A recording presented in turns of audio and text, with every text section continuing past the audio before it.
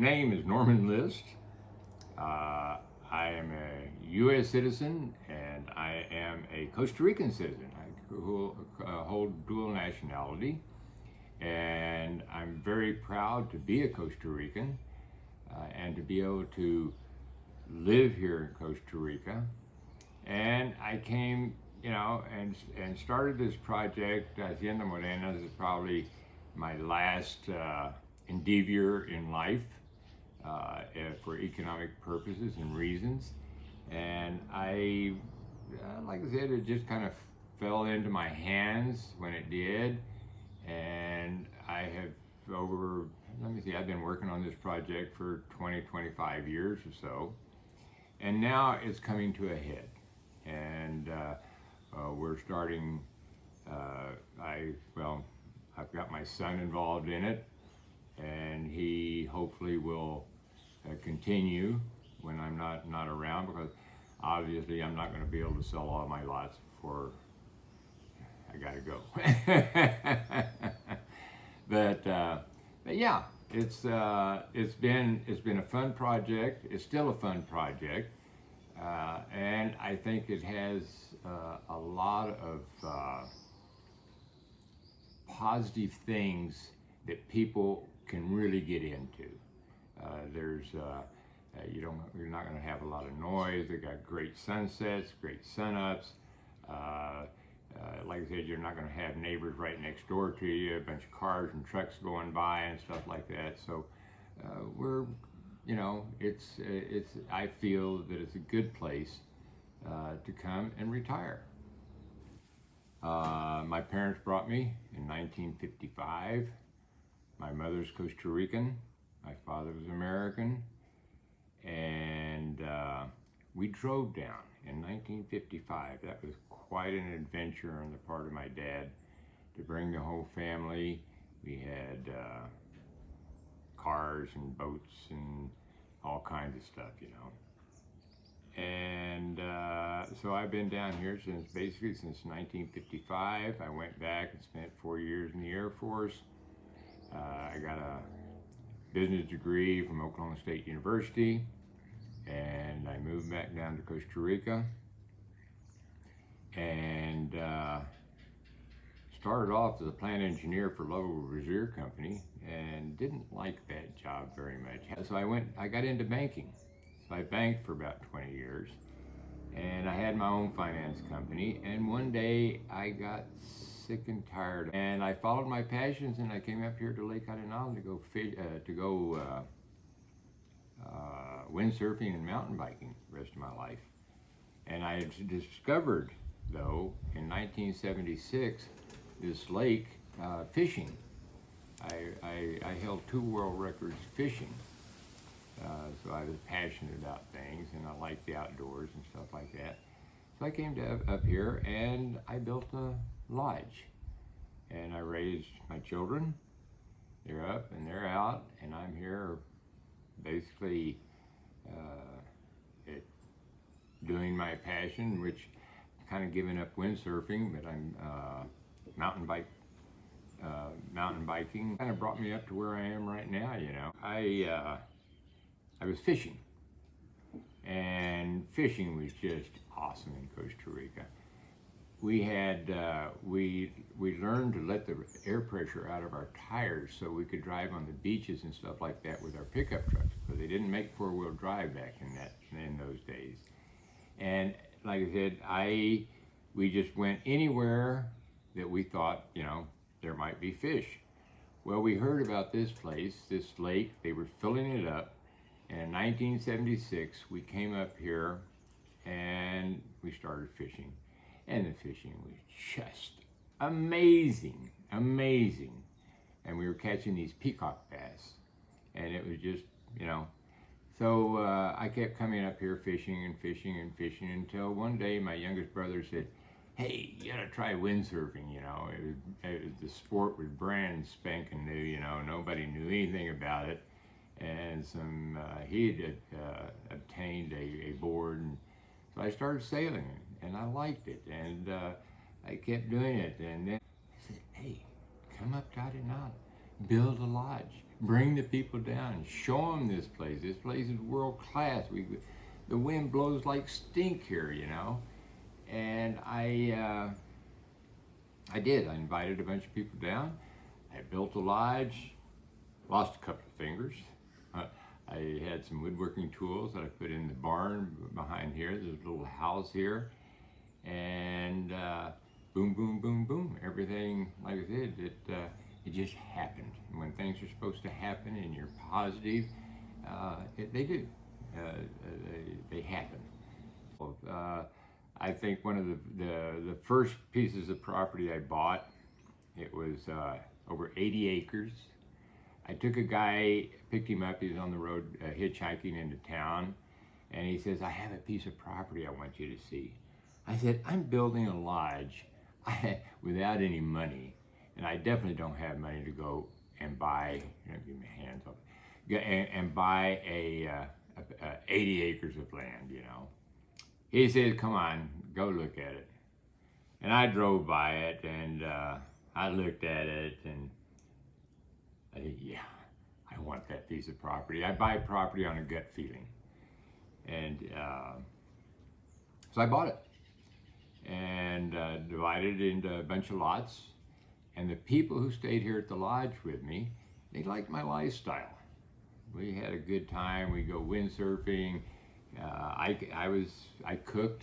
I did breakfast, flipped pancakes, and my banana pancakes were absolutely really, really popular here in Costa Rica and well around the world actually. And so, like I said, it just kept going, and one piece of property and another piece of property and stuff like this, you know. So they just started falling into my hands, you know. And I'm not a real estate person. Those weren't my intentions, but hey, it's you know, I've got some really, really beautiful land, and I have subdivided it all up, and I've built roads and water. It's all coming out. It's all in the mill and working. We have sold property, and it's you know, people understand, you know, you buy in now, later, you know, the price is going to go up. The road out here was rock road, and there was not a supermarket in Tilarán, which was the big town. There was no, very few doctors, and it was pretty, you know, out in the boondocks. And actually, my wife, when I told her we were moving up there, she says, I ain't moving up there. Said, you know, I got two young kids, you know, and I'm afraid to take them up there without having the support, the basic needs, you know. But those things have changed, and a lot of, Americans have moved into the area. We've got, supermarkets. There must be 4 or 5 of them in Tilarán. There's 2 or 3 of them. Great restaurants around the area, close, and the airport is about an hour and 15 minutes from here, with beautiful, beautiful 4-lane highway. You can go down to Liberia, which is an hour trip, and you've got Walmart, Price Mart, you got all the marts and all the stuff. So you don't even have to go to the States anymore to buy things. We used to have to import everything. Well, now it's all available to us, you know, right there if you want and you like. And a lot of people like that. They like to go shopping, you know. People used to ask me, what's so great about this place? What attracts you to it? And I said, there's 3 things. I said, one is the climate.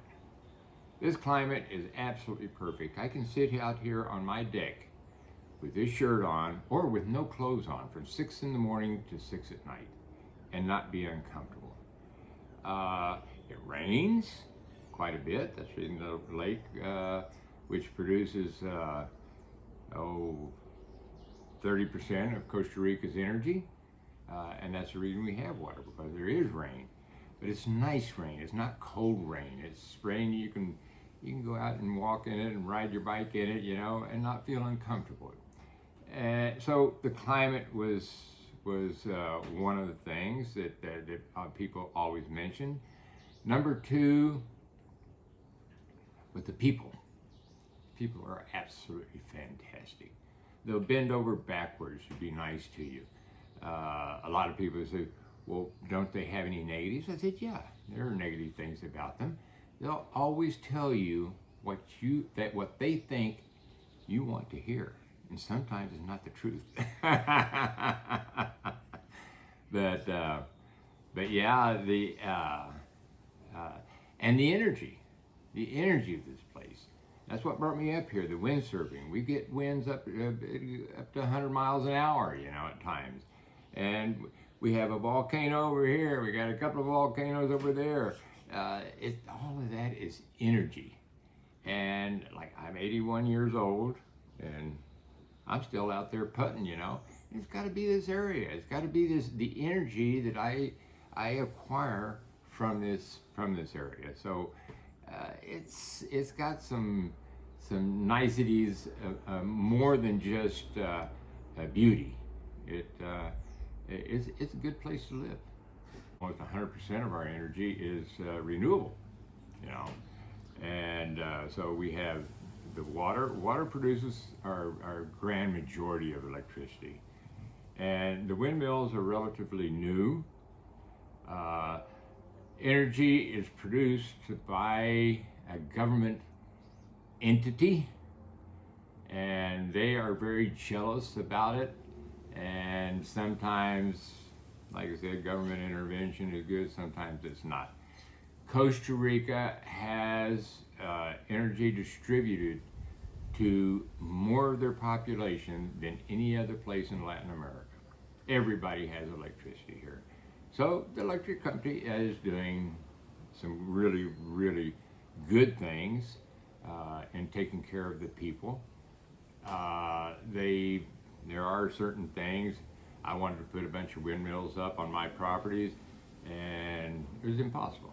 They don't want private intervention. There's a lot of energy available. We're using, they're tapped into geothermal. They drill wells down into the ground over the volcanoes, over the hot streams that are underground, stuff like that. And they boil the water, and it comes back up as steam, and they turn their generators with it. So again, clean energy. We don't need to use fossil fuel or atomic fuel or anything else, man. It's just there to tap into it, and it's really not that expensive. The hydro plants are the most expensive, and the windmills are the least expensive. We can put them up really, really quick, and they can produce a lot of energy because of the wind we have. So that's where our energy. So our energy is relatively inexpensive compared to a lot of other places. You gotta come back down with an open mind. As I said, I have mentioned some of the virtues, some of the positive things about the people, about the area.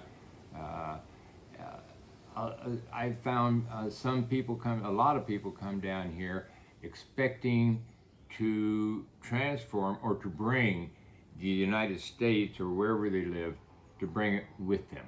And they want exactly the same type of system down here.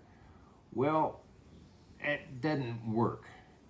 For example, we don't pay taxes, or we do pay taxes, but compared to Canada, United States, as we were talking earlier, insurance is not mandatory, stuff like this. So we have free medical care, free education, free housing for our people. It just has a lot of really, and you have to open up your eyes to see those things and to appreciate those things. So, don't expect to come down here and be able to go shopping, Hey, quit shopping. Quit spending your money on stuff that you don't need. You know, you need a pair of shorts and a t-shirt, and that's all you need down here.